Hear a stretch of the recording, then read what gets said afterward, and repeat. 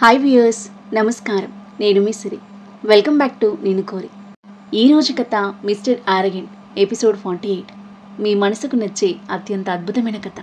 కథ నచ్చితే లైక్ చేయండి. లైక్తో పాటు హైప్ చేయడం మర్చిపోవద్దు. ఇక కథలోకి వెళ్తే, రుద్ర మహికి గోరుముద్ద తినిపించి తన బుగ్గన ముద్దు పెట్టాడు. ఆ స్వీట్ చర్య మహి పేదాలపై సన్నని చిరునవ్వు వేసేలా చేసింది. రుద్ర ఈ చిన్న చిన్న లవ్ మూమెంట్స్ చిలిపి చేష్టలు మహి బ్యాడ్ మూడ్ని ఇట్టే బెటర్ చేస్తాయి. అది రుద్రకి బాగా తెలుసు. అందుకే ఏదో ఒక విధంగా ప్రియమైన శ్రీమతి మూడ్ని బెటర్ చేయడానికి ట్రై చేస్తూనే ఉంటాడు. రుద్ర ప్రేమగా గోరుముద్దలు తినిపిస్తూ ఉంటే అతన్ని చూస్తూ తింటూ ఉంది మహి. ఆమెకు తినిపిస్తూ తాను తినేశాడు. డిన్నర్ ఫినిష్ అవ్వగానే ఇద్దరూ తమ గదికి వెళ్లారు. రుద్ర వాష్రూమ్కి వెళ్ళి తిరిగి వచ్చేలోపే మహి నిద్రలోకి జారుకుంది.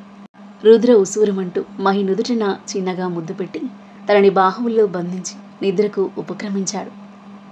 మరోవైపు రిషి ప్రీతి. రిషి చార్టర్ ఫ్లైట్లో జంటగా తమ కొత్త జర్నీని మొదలుపెట్టారు. ప్రీతికి ఇది కొత్త ఎక్స్పీరియన్స్. మనసుకు నచ్చిన వాడితో ప్రైవేట్ ఫ్లైట్లో ఇలా వెకేషన్కి వెళ్తుందని తను కలలో కూడా ఊహించలేదు. ఫ్లైట్ మేఘాల మధ్యలో నుండి దూసుకుపోతుంటే విండో నుండి ఆ సుందర దృశ్యాలను హాయిగా వీక్షిస్తుంది. రిషి అంత ప్రీప్లాన్డ్గా ఉన్నట్టున్నాడు. నేను ఒప్పుకుంటాను అని అంత నమ్మకం ఎలా వచ్చింది అతనికి అని ఆలోచిస్తూ పక్కన కూర్చున్న రిషి వైపు చూస్తుంటే ఏంటన్నట్టుగా కళ్ళెగిరేశాడు రిషి. ఏం లేదు, చిన్నగా తలాడించి విండో వైపు తల తిప్పేసుకుంది. రిషి చిన్నగా నవ్వుకుని ప్రీతితో జర్నీని హాయిగా ఆస్వాదిస్తున్నాడు. డెస్టినేషన్ రీచ్ అవ్వడానికి ఇంకా 2 hours టైం పడుతుంది. ప్రీతి మెల్లిగా నిద్రలోకి వెళ్ళిపోగా రిషి కూడా రిలాక్స్ అయ్యాడు. 2 గంటల తర్వాత ఫ్లైట్ లొకేషన్కి చేరుకుంది. ప్రీతి, గెటప్, వచ్చేసాం. రిషి లేపేసరికి కళ్ళు తెరిచింది ప్రీతి. ఎక్కడున్నాం మనం అంది కళ్ళు నలుముకొని చుట్టూ ఉన్న సముద్రాన్ని చూస్తూ. మనం ఎక్కడ ఉన్నామనేది ఇంపార్టెంటా లేక ఎవరితో ఉన్నామనేది ఇంపార్టెంటా? రెండో ఇంపార్టెంట్. మనం బారెన్ ఐలాండ్లో ఉన్నాం, అండమాన్. రియలీ?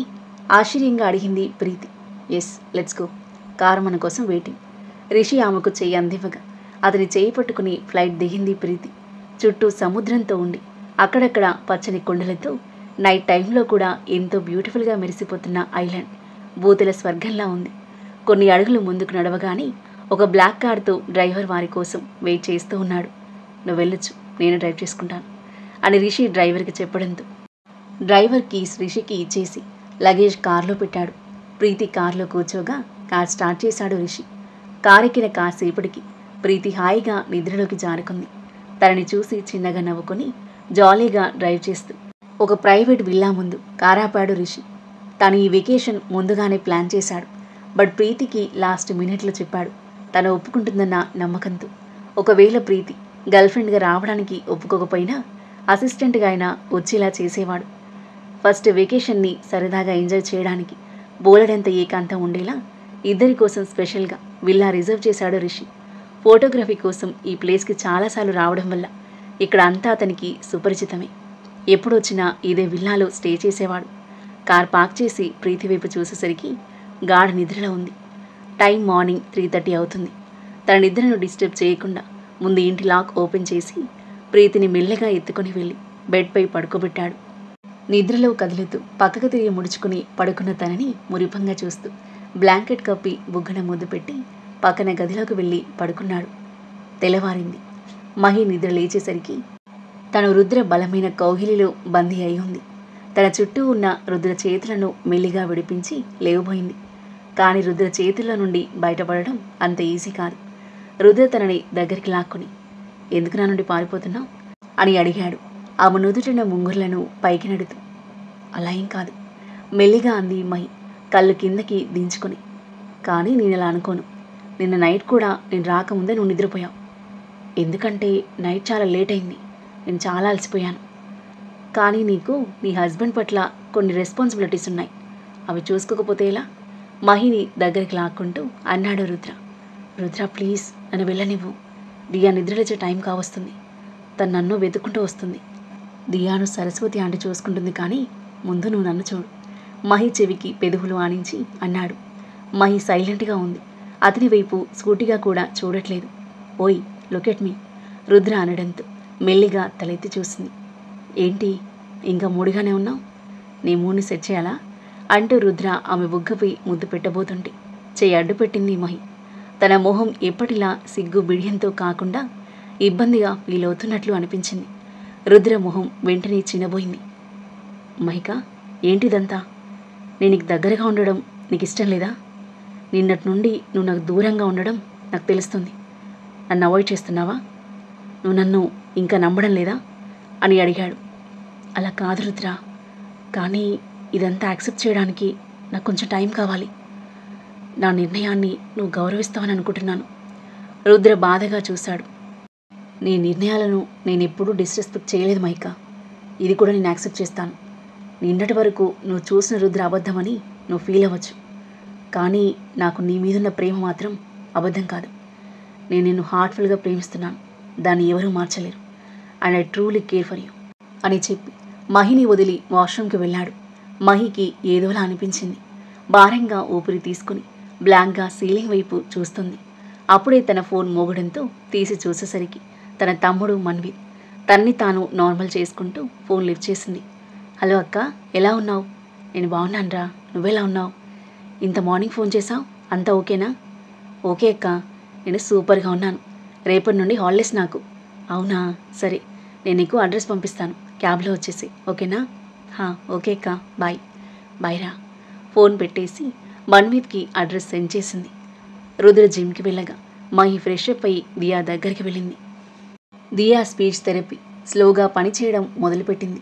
ఒక్కో లెటర్ కష్టంగానైనా పలుకుతుంది దియా. మహి ఇదంతా చేస్తుందని రుద్రకి ఇంకా తెలీదు. దియా మాట్లాడడం రుద్ర తన చెవులతో విన్నప్పుడు అంతకంటే అందమైన మూమెంట్ మరొకటి ఉండదు. ఆ సర్ప్రైజ్కి అతని రియాక్షన్ ఎలా ఉంటుందో చూడాలని మహి తాపత్రయం. రుద్ర ఫాస్ట్గా రెడీ అయిపోయి బ్రేక్ఫాస్ట్ చేయకుండానే వెళ్ళిపోవడం చూసి కిచెన్లో ఉన్న మహి పరిగెత్తుకుంటూ వచ్చింది అతని ఆపడానికి. కానీ అప్పటికే వెళ్ళిపోయాడు రుద్ర. మహి చిన్నబుచ్చుకుంది. కళ్ళలో నీళ్లు తిరిగాయి. మహి తనని ఇంకా పూర్తిగా నమ్మట్లేదు అన్న ఫీలింగ్ రుద్రను బాధిస్తుంది. అతను బాధపడడం మహిని తీవ్రంగా బాధపెడుతుంది. కానీ తను నిస్సహాయంగా ఉంది. రుద్ర అసలు స్వరూపాన్ని తన కళ్ళతో చూశాక, తమ చుట్టూ ఉన్న ప్రమాదాన్ని దగ్గరగా చూశాక, రుద్ర మాటలు విన్న తర్వాత అదంతా యాక్సెప్ట్ చేయడం ఆమెకంత ఈజీ కాదు. పెళ్లికి ముందు ఆమె ఒక సాధారణ మిడిల్ క్లాస్ అమ్మాయి. వీటన్నింటికి దూరంగా చాలా సింపుల్ అండ్ ప్రశాంతమైన జీవితం గడిపిన తనకి ఇప్పుడంతా గందరగోళంగా అనిపిస్తుంది. మెంటల్లీ చాలా డిస్టర్బ్ అయింది. ఎంత నార్మల్గా ఉందామనుకున్నా తను ఉండలేకపోతుంది. డీప్ బ్రీత్ తీసుకొని కిచెన్లోకి వెళ్ళి తన పనిలో నిమగ్నమైంది. మార్నింగ్ 9 అవుతుండగా నిద్రలేచింది ప్రీతి. కారులో నుండి రిషి తనని తీసుకొచ్చి పడుకోబెట్టాడని గుర్తొచ్చి ఆమె పెదవులు చిన్నగా విచ్చుకున్నాయి. రూమ్ చుట్టూ చూసింది. విశాలంగా ఉండి చాలా బ్యూటిఫుల్గా డెకరేట్ చేసి ఉంది. రిషి వేరే రూమ్లో ఉన్నట్టున్నాడు అని హాయిగా ఊపిరి పీల్చుకొని లేచి వెళ్ళి విండోస్ ఓపెన్ చేసింది. ఆమె ముందున్న దృశ్యాన్ని చూసి ఒక్కసారిగా అవాక్కైపోయి కళ్ళు నోరు తెరిచేసింది. సముద్రపు అలలు ఆమె ముందు స్పష్టంగా కనిపిస్తున్నాయి. కిటికీ గుండా వస్తున్న సూర్యకాంతి ఆమె మొహంపై పడుతూ ఉంది.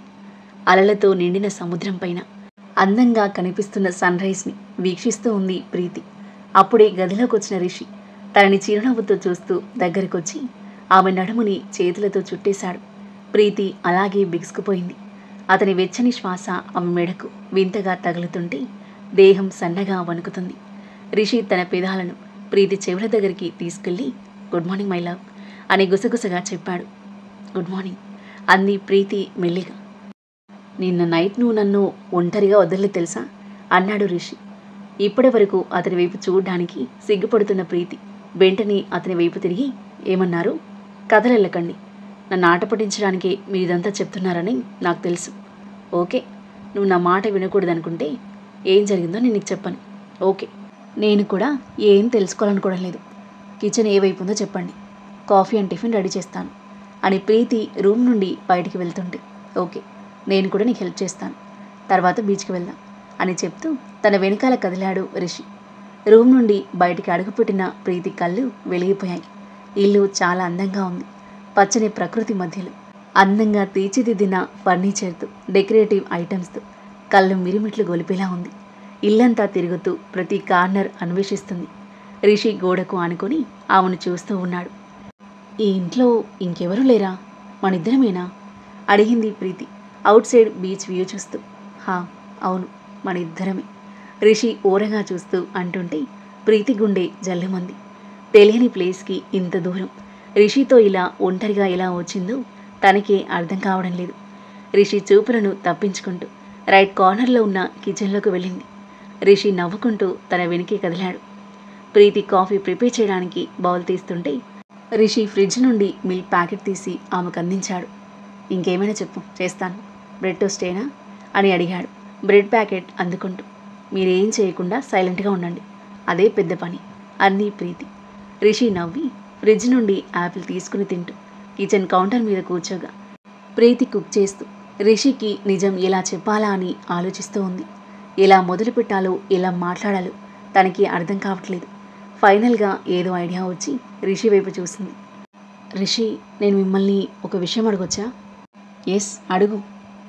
మీ ఫ్రెండ్స్లో ఎవరికైనా ఏదైనా హెల్ప్ చేయాల్సి వస్తే, సపోజ్ రుద్రాంశ్ గారి కోసం అనుకుందాం, మీరు చేస్తారా?